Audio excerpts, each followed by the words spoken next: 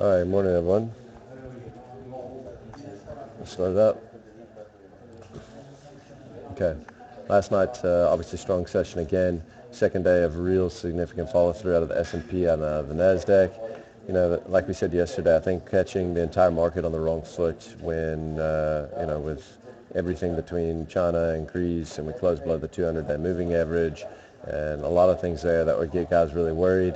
And there were some, I think stats out on Bloomberg record shorts out in the S&P 500, and it's just really hard to get markets to continue to go down when everybody's worried, when everybody's already short. You know what I mean? So we ended up seeing a real snapback over the last 2 days. We put on about 50 points, 50 plus points in the S&P over the last two sessions. It was quite a good effort yesterday. Really financials in the States leading the charge to the upside. Another thing that we did notice as well is a big move in the yields on the treasuries yesterday. We had a move up to 244 on 10-year treasury yields. So with a sell-off like that in treasuries, that's it's interesting because we backed way off the top in terms of in treasury yields because of all of the worries. Now we're already right back up there. How long is it before the market starts to worry about interest rates again? Or is that just not, is it going to be totally shaken off this time? I think if we go through 2.5 on 10-year yields, then I think we'll be, you'll start to see markets looking to reprice certain assets. But until then, I think they're just going to sit there and wait. So that's kind of a big line in the sand for me. We've got headlines across this morning as well. The nuclear deal between Iran and world powers, which is obviously putting pressure on oil prices this morning. And we're seeing, and we're going to see a few different things happen because of that. I think one of the other big things that we're obviously going to see here locally is probably real buy interest out of MTN, because they've got a 10 or 11% of their earnings come out of there. I think they've got about $1 billion worth of cash sitting there that they haven't been able to repatriate or do anything with because of the sanctions. So I think it really will unlock a little bit of value there in MTN today. Watch that share. I would expect it's going to gap up nicely on the open. All right. Looking at Asia this morning, you see Shanghai actually faded hard here toward the end of the session. So did the Hang Seng. Hang Seng right now is down 0.8%, was down as much as 1.2% a few minutes ago. That could be, in my mind, let's just take a step back from what we were talking about a second ago, talking about Greece and, the worries there and the whole story. I don't even think Greece is really an issue at the end of the day, but I think China's a major, major issue. And if we start to see China get pounded again, which is probably somewhat likely, then I think that you'll see the markets get nervous again to an extent, because I think people know that China is actually something to pay attention to, something to worry about, whereas Greece is just noise. If we look at the Nikkei overnight, also having a really nice session. Australia having a proper session, best session in a while out of Australia. Mining stocks really traded well overnight in Australia. Some of that probably on the back of London, but they stretched their legs more than they did in London yesterday. And then the yen weakening out to 123 handle. We saw 123.72 trade against the dollar last night. Consolidated a little bit here today, this morning, but that's obviously helping get the Nikkei up as well. All right, moving on. Charts of interest today. Greek 10-year yield. So this is what happened since last Wednesday. We were at 19% on Greek 10-year yields, all the way down to 12% now. So kind of a tough market to try to play around in, those kind of swings. And that's really what we're dealing with in the market overall at the moment, is just headline risk all over the place. So you just got to be careful, irrespective of what you're dealing in. There's just so much headline risk. Look at Iran. Look at what's happening in China. Look what's happening in Greece.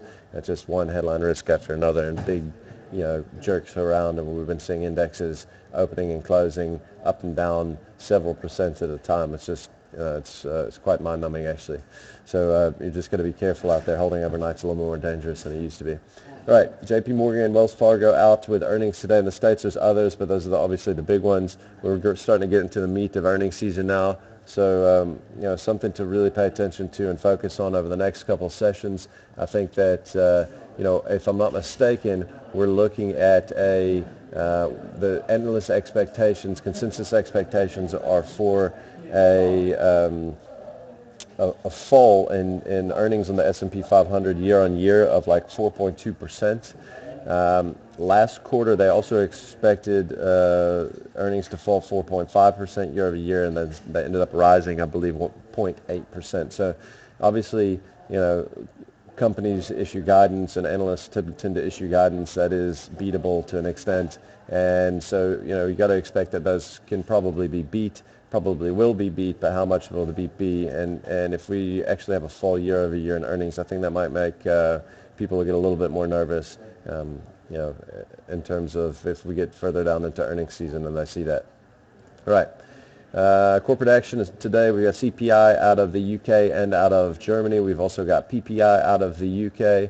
The German CPI number's out already. It was dead in line. And we've got the ZEW survey at 11 out of Germany, and we've got retail sales in the States. I actually think this retail sales number is going to be something to pay attention to, maybe more than usual. So keep an eye on that this afternoon. All right, let's get into the maps.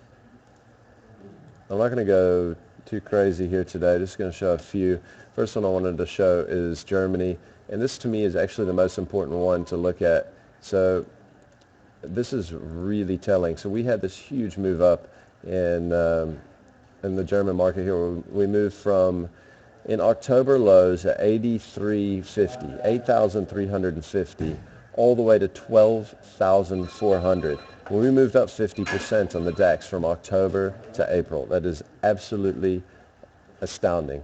Now that happened obviously because of quantitative easing and the scale of the programs and all that kind of stuff, and Germany being the biggest benefactor, etc.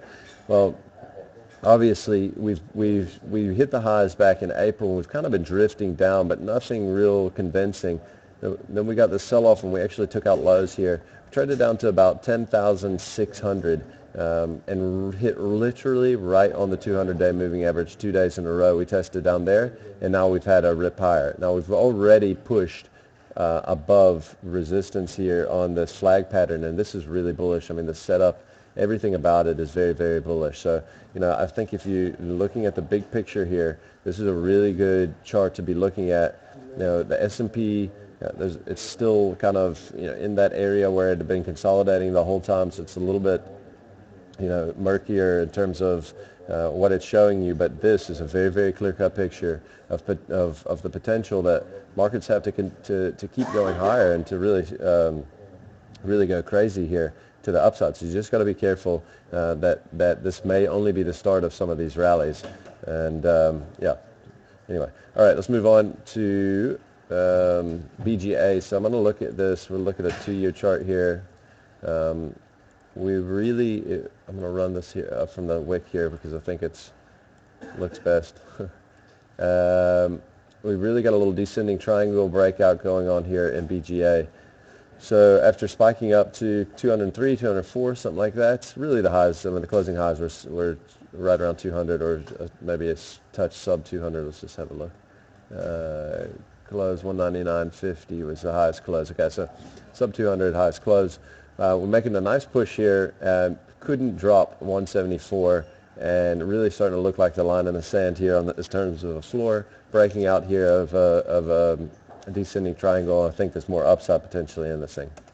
All right, Anglos, we expect a little bit of a bounce this morning, but really we dropped out of what I would say is kind of a little descending consolidation here, broke out to the downside. Coming back up to test, we came up and tested it yesterday. We've got to expect on the open you're going to test it as well, especially the way the mining stocks traded in Australia. But watch to see if this thing fails. If it does fail, then I think we've got considerable amount of downside here. There's a lot of talk out there about a lot of these iron ore companies dropping their divs. Not even just iron ore companies, I think mining companies in general. We got to remember that the bulk of their earnings, the lion's share, has always come out of Kumba. Not always, but over the most recent years. That's, I don't even know if Kumba is going to be making money over the next year or so. So, you know, you've got to price that in. If they drop their divvy, and I'll tell you what's scary about that. If you look back, and we go here to a 10-year chart, now this move that we made here, you can see that last leg down, we were trading I still remember, we opened up at 160, Yeah, I think we had closed at 170 something, 176 the day before, so this is right here at the top of this little peak. We opened up the next morning at 160. I think we closed at about 152. No, I lie. I think we closed at 145 or something, all the way down to here. You can see there. No, it was 150. I was right. And then the very next day we traded all the way down to 133. So in 2 days we did that from at the previous closing price about 170, 172. We did from 172 down to 133. We did that in 2 days, and that was when the Anglos cut their divvy, and that was the end of this move, which you can see was one hell of a move. Okay, now our current day Anglos chart, if we look at the year, it doesn't look quite so ugly. It's not so steep. But the bottom line is, if we do see them cut the divvy, what that's going to do is it's going to force a lot of these funds that are, their mandates say that they have to have dividend-paying stocks. If that was to happen, you see that headline coming out, you got to sell the crap out of this thing and whatever else is attached to it, because that's going to be a real negative. All right, moving on. Last one we'll have a look at here is SA Breweries. Let's back this out to 2 years so you can get the picture here a little bit more. We've kind of got a rising